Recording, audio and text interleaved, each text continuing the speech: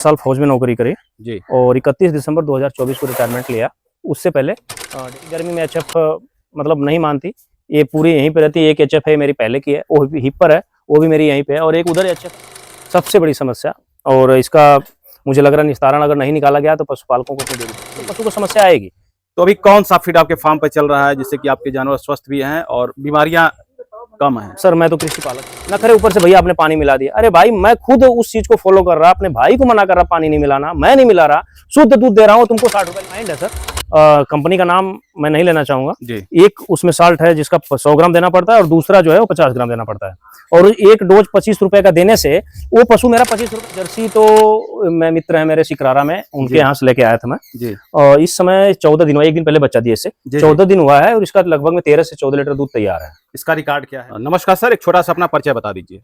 Sir मेरा नाम सतीश यादव है, ग्राम सभा उधरामपुर महादेवा, विकासखंड चोलापुर, जिला वाराणसी। कब से सर इस क्षेत्र में, पशुपालन के क्षेत्र में कब से जुड़े हैं आप? सर 10 मार्च 2021 को डेयरी फार्म की शुरुआत करी थी जी, और लगभग 4.5 साल समथिंग हो चुका है। उसके पहले क्या कर रहे थे सर? थोड़ा सा पिछला बैकग्राउंड बताइए। सर मैं 17 साल फौज में नौकरी करी जी और 31 दिसंबर 2024 को रिटायरमेंट लिया।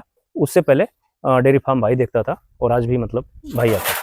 तो फौज की नौकरी कर रहे थे तो कैसे मतलब पशुपालन के प्रति चाह कैसे जगी सर? देखिए सर, ये तो पहले से ही अपने घर पे था जी, और इंटरेस्ट पहले से था, और नौकरी छोड़ने के बाद बहुत लोगों ने ऑफर करा जॉब के लिए, लेकिन व्यक्तिगत मेरी सोच इससे हटके कहीं नहीं गई। शुरुआत कैसे की है सर? जैसे कोई भी पशुपालक है इस क्षेत्र में आता है, जानकारियां नहीं होती हैं, तो इस क्षेत्र में आने से पहले कहीं ट्रेनिंग ली या फिर घर का ही ट्रेनिंग जो है कि नहीं सर, बिना ट्रेनिंग के तो मैं कहूँगा कि पशुपालन करना उचित भी नहीं है जी। और क्योंकि आज के समय में आधुनिकता अगर नहीं कायम की जाए डेयरी फार्म पे तो मुश्किल है। तो मैंने क्या करा, अपना NDRI करनाल से लिया, फिर मेरठ से लिया, देहरादून से लिया, दिल्ली से लिया, और उसके बाद एक उत्तर प्रदेश की आदर्श पशुपालन सोसाइटी करके है जी जी, उनका एक व्हाट्सएप ग्रुप है।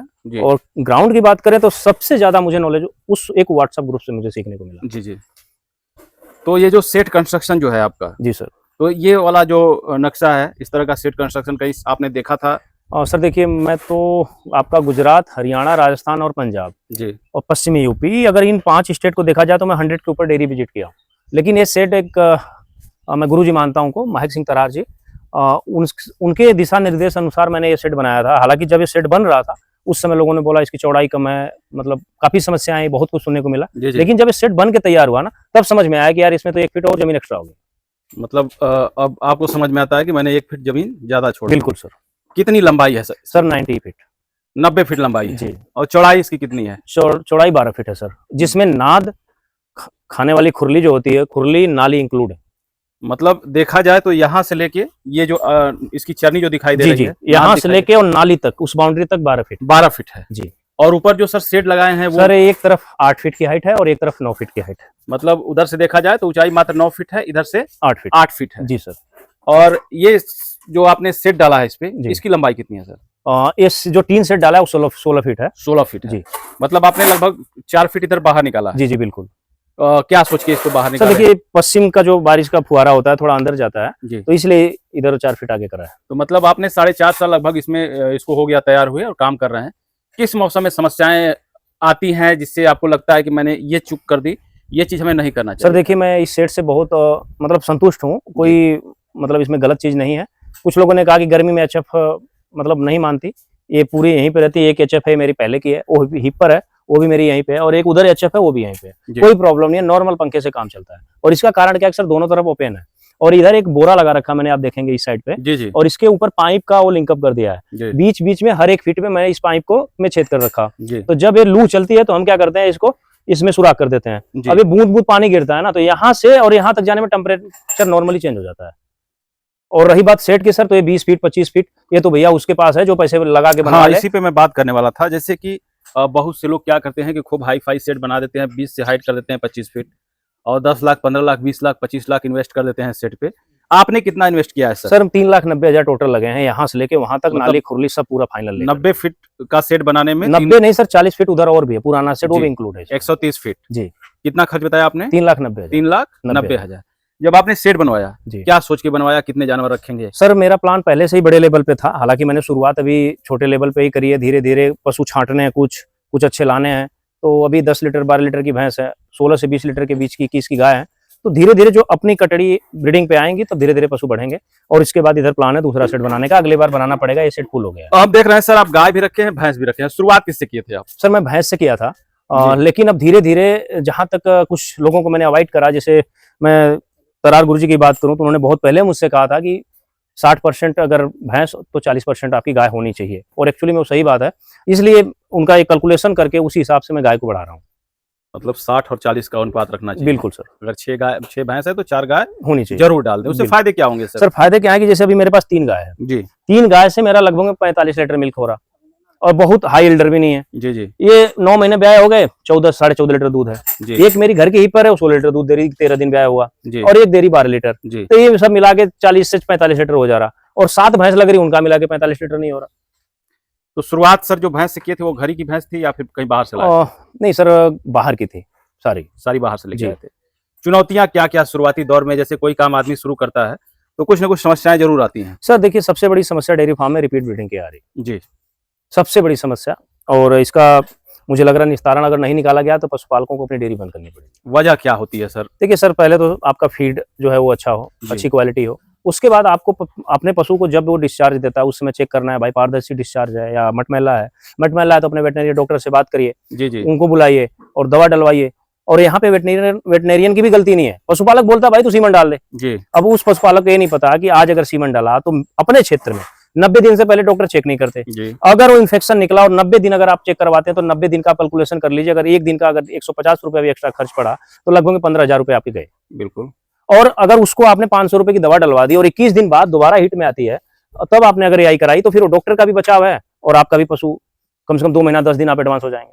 तो जैसे बच्चा जो गाय दी है, कितने दिन के बाद ये वाली प्रक्रिया करनी चाहिए? सर ये जो मैं अभी अपने डेयरी फार्म पे शुरू करा है, 30 से 45 दिन के बीच में, 30 से 40 दिन के बीच में अगर मेरा पशु अगर हीट में आ रहा, जी नेचुरल हीट में अगर आ जा रहा है, तो मैं क्या कर रहा हूँ, दवा डाल दे रहा हूँ। ठीक। नहीं तो मैं क्या कर रहा हूँ, उसको प्रेग्मा या वेटमेट लगा के 2 दिन उसको दवा डाल के छोड़ दे रहा हूँ। फिर उस 50 दिन 60 दिन 65 दिन पे जब भी हीट में आ रहा है उसकी आई करा दे रहा हूँ। इसका बहुत तगड़ा रिजल्ट मतलब उसके अंदर जो भी कुछ अगर हल्का फुल्का इन्फेक्शन है तो वो खत्म हो जाएगा। सर अगर एक मटर के दाने के बराबर भी अगर उसका जेर का टुकड़ा रह गया अंदर, तो आप समझ लीजिए कोई इन्फेक्शन बना ही लेगा और बाद में फिर वो पशुपालक परेशान हो जाता है। जी। अब सर बात करते हैं बीमारियां कौन कौन सी आती हैं। जैसे आपने गाय का भी अनुभव लिया है, भैंसों का भी अनुभव लिया है, ज्यादातर बीमारियां कौन सी हैं जो कि हमारे पशुपालक भाई को परेशान करके रखती हैं? अभी तक तो मेरे डेयरी फार्म पे फीवर को छोड़ के तो मुझे तो नहीं लगता कोई ज्यादा बीमारी आई है। जी। एक इसी गाय को अल्सोसिस हो गया था बस, बाकी तो ज्यादातर फीवर। मतलब कहीं ना कहीं एक अच्छा मैनेजमेंट इसको मानते हैं, बिल्कुल सर।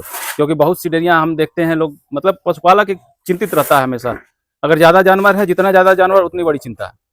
हाँ सर, ये तो है, बड़ा जानवर है तो चिंता का विषय तो बनाएगा, लेकिन अगर पशुपालक जानकार है तो संभाल लेगा। हरे चारे का क्या प्रबंधन करते हैं, कैसे कितना हरा चारा लगाए हैं? सर 1 बीघा तो खत्म हो गया, अभी ये जंबो सुपर इलाइट है, ये कट रहा है, फिर जी। उसके बाद नेपियर कटेगा, फिर 15-20 दिन बाद जो है बरसीम और जई का बुआई कर देंगे। मतलब कितना महीने में कितना जो है कि साल में कितने महीने जो है कि थोड़ा सा इधर आ जाइएगा, आप जो है कि हरे चारे की व्यवस्था दे पाते हैं सर? सर मैं तो 12 महीने देता हूँ, लेकिन इस साल मुझे लग रहा है कि 1 महीना अक्टूबर गैप हो जाएगा। मतलब अगर 11 महीने आप अपने जानवरों को हरा चारा दे रहे हैं तो ये काफी बड़ी उपलब्धि कहा जा सकता है। इस बार भी हो जाता, अगर बाढ़ नहीं आती तो वो भी मैनेज हो जाता, लेकिन बाढ़ आने से थोड़ा सा खेत पकने में टाइम लगेगा। आपने सर बताया कि फीड एक गंभीर समस्या है और फीड के चलते जो है जानवरों में तरह तरह की समस्याएं आती हैं। बिल्कुल सर, अगर संतुलित आहार नहीं दिया जाएगा तो जी। पशु को समस्या आएगी। तो अभी कौन सा फीड आपके फार्म पे चल रहा है जिससे कि आपके जानवर स्वस्थ भी हैं और बीमारियां कम हैं? सर मैं तो कृषि पालक खिला रहा हूँ मई से। मई से आप जो है, जी तो जैसे पहले जो फीड खिलाते थे जी। और अब जो फीड खिला रहे हैं, क्या अंतर है मतलब जानवरों में खाने के बाद? सर देखिए, पहले वाले और इस वाले में पहला तो डाइजेस्ट सिस्टम का बदलाव हुआ है पशु का, जी गोबर का। दूसरा क्या है कि फैट और एसएनएफ दोनों बढ़े हैं। जी अभी मेरा जो डेयरी पे दूध जाता है भैंस का, ताजी भी है भैंस, ऐसा नहीं है नई भी आई है पुरानी भी है, 60 से 70 रुपए के लीटर के बीच में जाता है भैंस का। पहले और क्या आता था? पहला सर 58 के ऊपर तो क्रॉस नहीं करता था। मतलब कि हाईएस्ट 58 रुपए, जी और अभी जो है 60 से 70 के बीच में। जी बिल्कुल सर। कितना रेट जो है जम किया है? सर 6 रुपए 5 रुपए 6 रुपए 5-6 रुपए लीटर बिल्कुल। पर। तो कहीं ना कहीं एक पशुपालक के लिए ये बढ़िया प्लस पॉइंट कहा जा सकता है इस फीड। जी सर। और सर बाकी सर एसएनएफ भी जंप करा है, जैसे इस गाय का एसएनएफ 8.3 8.2 दूध वापस लेके आना पड़ता था, जी लेकिन इसका 8.5 8.6 इतना तक कि 8.89 तक पहुंच जाता है। और गाय के दूध में एसएनएफ की वैल्यू है, एसएनएफ आपका डाउन है तो सीधी सी बात है कि रेट कम आए। रेट कम का वो वापस ही कर देते हैं दूध। जी। और भैंस का तो ऐसे ना नॉर्मली आ ही जाता है सर। जैसे सर शुरुआत जब किए थे तो दूध जानवर आप ला दिए, दूध का उत्पादन हो गया। एक जी। समस्या आती है पशुपालकों को दूध बेचने की, जी तो कहाँ शुरू में आपने दूध बेचा? देखिए सर, मैं तो पहले तो बनारस में दिया, जी। लेकिन बनारस में जैसे मैं डोर टू डोर जाता था तो थोड़ा मैं शुद्धता के ऊपर काम करता था। भाई को बोलता था पानी नहीं मिलाना, शुद्ध दूध देना, ईमानदारी से देना, तो उससे क्या मार्केट वैल्यू बढ़ेगी अपनी। जी। लेकिन 2-3 दिन भाई बीमार हो गया। जी, मैं जी। छुट्टी से आया, मैं दूध लेके गया तो वहां पे पहले तो आधा घंटा वेट करो, दरवाजा खटखटाओ, भाई आजा दूध ले ले। मतलब 10 लीटर दूध बांटने में 2 घंटे लग जाने। जी। और उसके बाद नखरे उनके ऊपर से, जो सत्यता है सर मैं वो बता रहा। जी जी बिल्कुल। नखरे ऊपर से भैया आपने पानी मिला दिया। अरे भाई मैं खुद उस चीज को फॉलो कर रहा, अपने भाई को मना कर रहा पानी नहीं मिलाना, मैं नहीं मिला रहा, शुद्ध दूध दे रहा हूँ, तुमको 60 रुपए लीटर ही चाहिए।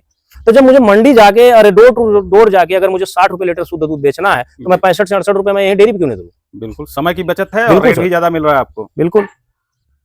और सर आपने शुरुआत कर दी, दूध का मार्केट पकड़ लिया, तो शुरुआत में जैसे कितने जानवर से किए थे, फिर धीरे धीरे कैसे जो है सर कि मैं जानवर 4-5 जानवर थे मेरे पास शुरू जी, में। जी। और मिल्किंग में जितने पहले थे उतने ही आज हैं। 19-20 का फर्क है। जैसे पहले 7-8 जानवर थे, आज मेरे पास 10 जानवर है। जी। मेरे पास हीपर की मात्रा ज्यादा है, जी। संख्या ज्यादा है, और मिल्किंग एनिमल्स कम है। तो कहीं ना कहीं ऐसा तो नहीं लगता है आपको, जैसे हमारे पास बछड़ियां ज्यादा हैं, कटड़ियां ज्यादा हैं, तो हम लॉस में जा रहे हैं, क्योंकि जो वो कमा रहे हैं हम इस गवा दे रहे हैं इनको खिलाने में? बिल्कुल सर, एक बार तो आप जाएंगे, लेकिन अगर ये मेरी फर्स्ट ब्रीडिंग है, मतलब कि जितनी भी हीपर हैं वो पहली बार फर्स्ट जनरेशन जो कहते हैं, पहली जनरेशन मेरे पास आई है। तो उनको अगर मैं खिलाऊंगा नहीं तो फिर मैं बाहर से परचेज करके लाना पड़ेगा। फिर वहां मुझे बाहर के पशु और अपने घर के पशु तैयार करने में, दोनों में बहुत अंतर हो जाता है सर। जी। तो एक बार लोड पड़ेगा, लेकिन जब वो आने लगेंगे तो सब कुछ सही हो जाएगा। आगे क्या प्लानिंग है सर? सर आगे तो देखिए कुछ गाय बढ़ाने का प्लान चल रहा है मेरा। जी। और जैसे कि ज्यादा नहीं, 2 से 3 गाय, 20 से 25 के बीच की, उससे जी। हायर नहीं है ना उससे लो। फिलहाल में मेरा फोकस सिर्फ उसी पे है। 1-2 पशु और निकालने हैं और 1-2 गाय लेनी है। और सर जैसे बहुत से लोग मिनरल देते हैं, कैल्शियम देते हैं जानवरों को, डिवार्मिंग कराते हैं, तो थोड़ा सा इस पे आप चर्चाएं कर लें कि मिनरल और कैल्शियम देते हैं या फिर फीड से ही मैनेज हो जाता सर है? देखिए, एक चीज मैं अगर सत्य कहूँ तो मिनरल्स आपको बंद नहीं करना चाहिए। जी। कैल्शियम आप मत दीजिए, क्योंकि मिनरल्स में अगर 10-12 लीटर भैंस दूध दे रही है तो उतनी कैपेसिटी होती है। 100 ग्राम मिनरल अगर कंपनी रिकमेंड कर रही तो उतना कैल्शियम वो मैनेज कर लेगा। जी। कैल्शियम तो एक छलावा है, जी। सीधी सी बात है। मिनरल्स अगर आप दे रहे हैं तो आपको कैल्शियम देने की जरूरत नहीं है, क्योंकि उतने कैल्शियम में 100 ग्राम की डोज में आपके पशु को जितना कैल्शियम चाहिए उतना उसमें मिल जाएगा। जी। लेकिन मिनरल्स एक ऐसी चीज है जो फीड से पूर्ति नहीं होगी। मैं तो इस चीज को मानता हूं, क्योंकि मैंने अभी 12 मई से लेके और पिछले 10 दिन पहले तक मैं मिनरल्स नहीं दे रहा था। जी। लेकिन अभी मैं मिनरल्स देना शुरू किया हूँ 10 दिन से। और 10 दिन में सर मेरा को एक टाइम का, भैंसों का दोनों टाइम का 6 लीटर मिल्क मेरा जंप हुआ है। दोनों टाइम का जी। जी। 6 लीटर मिल्क जंप हुआ है। हालांकि मैं एक पशु पे 25 रुपए का मिनरल देता हूँ डेली का। पर डे का 25 एक रुपए पशु का मिनरल। 25 रुपए। कितनी मात्रा में देते हैं सर? कंबाइंड है सर। कंपनी का नाम मैं नहीं लेना चाहूंगा। जी। एक उसमें साल्ट है जिसका 100 ग्राम देना पड़ता है और दूसरा जो है वो 50 ग्राम देना पड़ता है। और एक डोज 25 रुपए का देने से वो पशु मेरा 25 रुपए का दूध दे रहा, मतलब नो लॉस नो प्रॉफिट। जानवर भी स्वस्थ हैं। अब उससे फायदा ये हो रहा है कि मेरे पशु की इम्यूनिटी मजबूत हो रही है, पशु मेरा स्वस्थ है। अगर वही 25 रुपए का अगर मिनरल्स मैं खिला रहा हूँ और वो 24 रुपए का दूध दे रहा है तो मैं नहीं खिलाऊंगा। 25 का दूध दे रहा हूँ उतना मुझे वो दूध दे रही है, उससे बल्कि 2-4 रुपए ज्यादा के दे रही है। और सर जैसे आपने ब्रीडिंग का भी काम शुरू किया है, जी सर। तो सीमेन वगैरह कौन सा यूज कर रहे हैं? देखिए सर, HLDB की भी पड़ियाँ हैं अपने पास, ABC वीरावली की भी हैं, बायफ की भी हैं, और HSB सनसनीवाल जो डेयरी फार्म है उसके भी हैं। जी।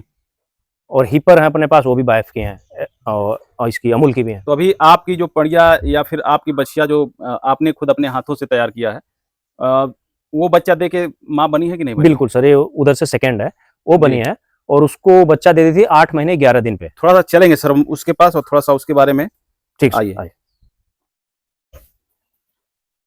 थोड़ा सा उसके बारे में देख लेते हैं कि जो आपने मेहनत किया है ब्रीडिंग पे, क्या रिजल्ट मिला है आपको? बिल्कुल सर।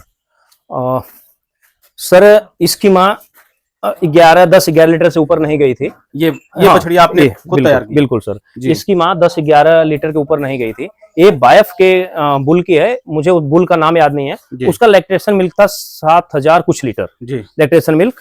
और इस बछड़ी ने आज 13वां दिन है इसका, और 14 से 15 लीटर इसका मिल्क तैयार है। मतलब 14-15 लीटर पे 14-15 लीटर पे आ गई है। और इस समय मैं इसको 6 केजी फीड दे रहा हूँ, मतलब पर टाइम का 3 3 केजी। और दूसरा इसका क्या है सर, एक्स्ट्रा कुछ नहीं दे रहा, इसका 4 दिन पहले से मिनरल शुरू करा है। जी। और ये 8 महीने 10 दिन पे ही बच्चा दे देती है। अच्छा, मतलब समय से पहले समय से 1 महीना पहले आप मान के चलिए कि इसने बच्चा दे दिया। जी। तो मतलब इसका समय पूरा होगा तो ये दूध और increase बिल्कुल सर, करेगी। और जंप करेगी। और काफी खूबसूरत एक जर्सी देख रहे हैं सर, थोड़ा सा इसके बारे में बताओ। सर जर्सी तो मैं मित्र है मेरे सिकरारा में, उनके जी। यहाँ से लेके आया था मैं। जी और इस समय 14 दिन हुआ, एक दिन पहले बच्चा दिए इससे, जी 14 दिन हुआ है और इसका लगभग में 13 से 14 लीटर दूध तैयार है। इसका रिकॉर्ड क्या है, कुछ पता है इसका रिकॉर्ड तो सर नहीं पता है, वो उनके मित्र के यहाँ से ही आई थी, उनको भी नहीं रिकॉर्ड पता है। जी और रिपीटर निकल गई थी पिछली बार, इस बार पहले से प्रयास कर रहे हैं कि रिपीट ना हो और अच्छे बुल का तो ये सीमन फर्स्ट लगवाया जाए। लैक्टेशियन में है, सेकंड लैक्टेशियन जी में सर, है। 4 दांत है। तो आपने जर्सी और एचएफ दोनों अभी मिल्क कर रहे हैं, जी सर। मजा किस में आ रहा है? सर एक्चुअली में एचएफ से आगे तो जर्सी नहीं है, जी नहीं है। जी। अगर आपने फैट थोड़ा सा मेंटेन कर लिया इसका, अगर फीड का कैलकुलेशन आपने सही करा, जी संतुलित आहार अगर आप इसको दे रहे हैं, तो आप समझ लीजिएगा इसका 40 रुपए लीटर भी एचएफ का आप दूध ले रहे, अरे फैट ले रहे, जी। और 20 लीटर की गाय आप लेते हैं तो आप एचएफ में फायदे में हैं। जैसे बहुत से लोग सर गांव में जो एचएफ गायों की बात कर रहे हैं, जैसे जी। उनका क्या होता है, कभी 2 फैट 1.5 फैट 2.5 फैट भी आ जाते हैं। सर इसके देखिए पीछे सब क्या कुछ कारण है होता है? खिलाने के ऊपर। भाई अगर 20 लीटर दूध दे रही, 40 रुपए लीटर दूध लेके जा रहे हो, 800 रुपए आपको मिल रहे, तो भाई 400 गाय को खिलाओ ना। जी जब 400 आप खिलाओगे तब वो 400 300 बचाएगी। बिल्कुल। अब आप खिलाओगे नहीं तो कहां से बचाएगी, तो गिर जाएगी। नए पशुपालकों को सर क्या सलाह देंगे, कैसे डेयरी शुरुआत करें और जो है कैसे अपने इस व्यवसाय को एक अच्छा रूप दें? सर देखिए सबसे पहले तो सिखलाई, अगर कोई युवा अगर इस क्षेत्र में आना चाहता है, जी तो इससे पहले भी मैं अरविंद भैया की वीडियो थी उसमें बताया था, जी जी और ये मेरा ग्राउंडली प्रैक्टिकल है। आप पहले सिखलाई लीजिए, सिखलाई लेने के बाद किसी अच्छे डेयरी फार्म पे आप कम से कम 10 से 15 दिन काम करिए। इससे क्या होगा सर, आपको पता लगेगा कि इस 15 दिन में कितने बजे उठना है, कितनी मेहनत है, क्या क्या काम है। उसके बाद अगर आपको अच्छा लगता है तो फिर आप करिए, और अगर करते हैं आप तो पहले दिन से ही आपको संतुलित आहार, बढ़िया अच्छी कंपनी का आपको फीड देना ही देना है। जी दूसरा सीमन सिलेक्शन आपको करना ही करना है, और तीसरा मैनेजमेंट। अगर इन तीनों को कंबाइंड लेकर आप नहीं चलेंगे और एक भी चीज छोड़ी, आप डेयरी फार्म में सक्सेस नहीं हो सकते। अगर आपको दूधिया बन के रहना है तो आप चोकर चूनी खिला लीजिए, मसूर खिला लीजिए, जो करना है कर लीजिए। अगर इस व्यवसाय में आपको आगे जाना है तो आपको मैनेजमेंट करके, अच्छे फीड दे करके, अच्छे सीमन लगा के ही आपको आगे जाना पड़ेगा। बहुत बहुत धन्यवाद सर, आपने इतनी महत्वपूर्ण जानकारी हमारे दर्शकों को दी, इसके लिए आपको बहुत बहुत धन्यवाद। Thank you sir.